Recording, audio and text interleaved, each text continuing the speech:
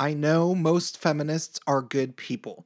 Hey, it's Prince of Queens, and due to some arguing that I have been getting into with people I actually know in real life, I figured now would be a good time to make a video explaining my feelings about the feminist masses, just so that we're clear. The vast majority of feminists are totally nice people.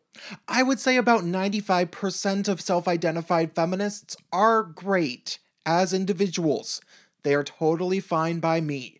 The vast majority of feminists do not think that all men are rapists, though they might not necessarily see any harm in mandatory consent courses at universities, probably because they have no idea what is actually taught in them and how bogus the statistics actually are. The vast majority of feminists would probably think that it is absolutely absurd that feminists like Kat Black are claiming that gay men frequently sexually assault women. The vast majority of feminists probably think that it's absurd that some feminists claim that gay men are even more misogynistic than straight men. And they'll have to do a double take when somebody says that all homophobia is rooted in misogyny, because it would sound as absurd to them as it would sound to somebody who has really thought it through. The vast majority of feminists probably think that slutwalks are kind of strange at best, and downright embarrassing and ridiculous at worst. The majority of feminists are well aware that there are all sorts of wacky feminists out there who organize wacky protests, and they'll readily admit that there are quote-unquote radicals within the feminist movement that they don't jive with. The vast majority of feminists would find it appalling to learn about the Duluth model of domestic violence law and counseling, which leads to men being arrested even if they are the ones being attacked, and they would readily vote in favor of a bill that would change the laws in their state to make it so that men do not get arrested when they are being attacked by their female partners. The vast majority of feminists don't want any man to lose custody and pay unfair child support payments to an incompetent, drug-addicted mother.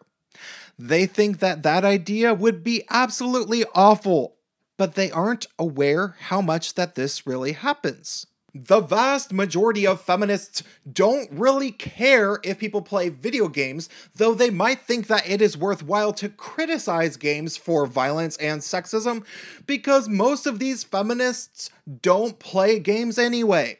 So why would they be offended by pop culture critics like Anita Sarkeesian? The vast majority of feminists aren't 100% in favor of women being morbidly obese as if it is a-okay. They wouldn't want to look like Lindy West and would do everything they could to lose weight if they got so heavy themselves. But they probably still agree with a lot of what Lindy West has to say about the dangers of body shaming. They are against body shaming, but they don't want to be fat. The vast majority of feminists have never heard of the prison sentencing gap and how men get drastically longer sentences for the same crimes as women. The majority of feminists actually think that this reality of the prison sentencing thing is so absurd that they usually won't even believe you when you point it out to them. You'll have to find an article or two. The vast majority of feminists will admit that common chivalry, like women and children first, or even just ladies first, is exemplary of an inherent instinct that men have to be courteous towards women, and they'll hopefully admit that men instinctually protect women. The majority of feminists will admit that men do treat women more kindly than men in many arenas, though they might try to disregard this by saying it's only because men think that women are fragile, so it isn't actually a privilege to be granted these privileges, or something like that. The vast majority of feminists will admit that male suicide and males falling behind in every level of education in the West are both massive problems, and that there should be serious money invested into researching these two things. However, here's where things become a problem. The vast majority of feminists still believe that investing their money and social support towards feminist organizations are going to help solve problems, including the gender-specific issues of men and boys, as opposed to making them worse.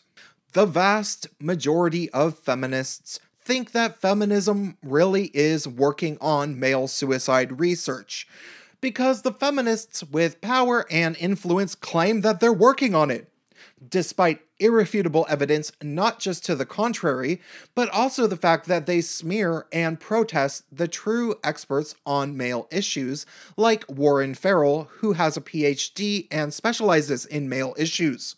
The vast majority of feminists think that young men probably would be happier in universities if they found feminism and became more in touch with their feminine side.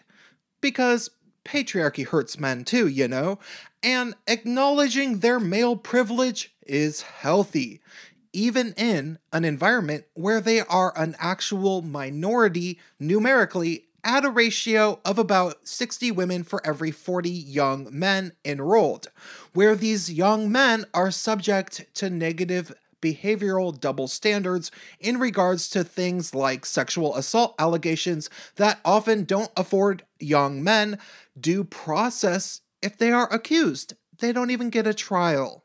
What is the solution to problems spawned by feminism?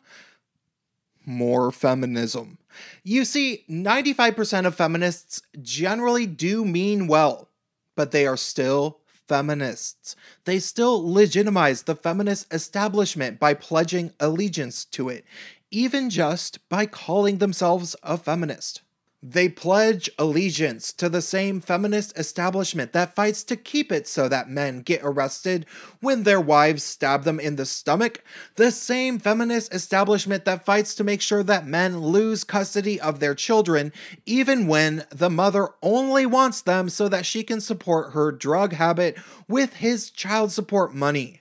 These nice, good feminists will likely send their kids to universities with a huge feminist bias, and if their naively innocent young 18-year-old boy comes home for winter break and tries to bashfully explain to his feminist mother that he was developing deep shame and a fear of women as a result of his mandatory consent classes, his mother will likely just brush it off or even tell him to check his privilege, simply because she doesn't know how bad it was for him, and because it's always worse for young women, right? These kind feminists might watch movies like The Mask You Live In, which claims to be designed to offer young men advice on how to be better males, but really just goes on and on about everything the feminist filmmaker feels is wrong with men and boys, pointing out every male behavior as toxic masculinity and offering little in the way of solutions besides that males should maybe cry more often. However, these feminists might think that the male-shaming movie is great and even recommend it to their friends.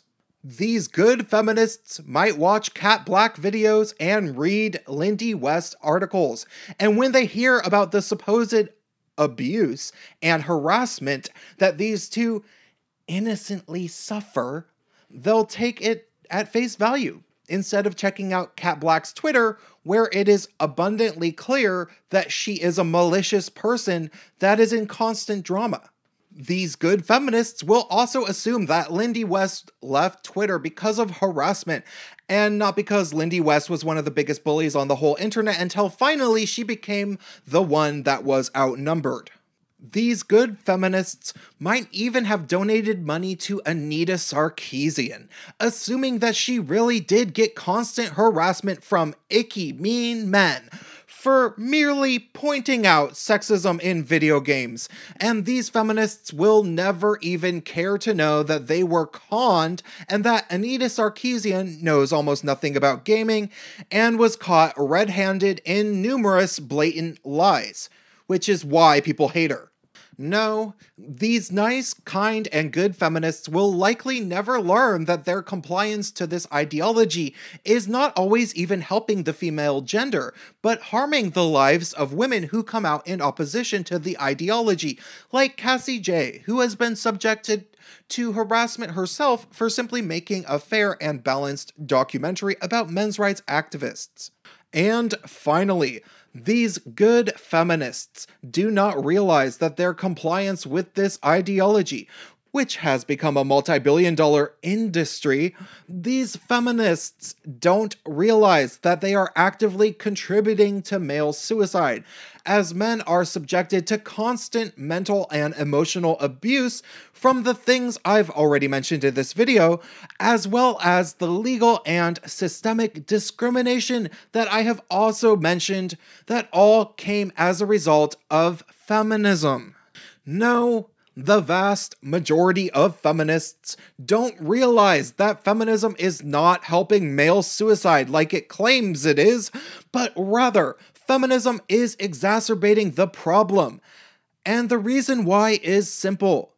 The vast majority of feminists, that 95% of nice feminists that I spoke of at the beginning, the vast majority of feminists simply don't really know anything about feminism, which is undoubtedly why they are willing to call themselves feminists. Drop me a comment, help me out on Patreon if you have $1 a month. That can really help. And hit the bell button next to the subscribe button so you don't get unsubscribed from my channel, and stay tuned.